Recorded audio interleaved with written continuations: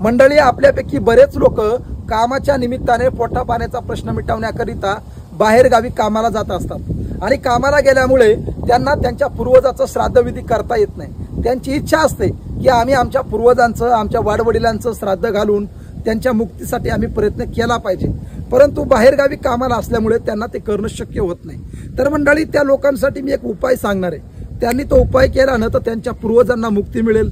त्यांना श्राद्धविधी करण्याची काही गरज नाही, उलट त्यांच्यासाठी अधिक महत्त्वाचा हा उपाय आहे। त्या उपायाने त्यांच्या घरामधला पितृदोष सुद्धा कायमचा नष्ट होऊन जाईल।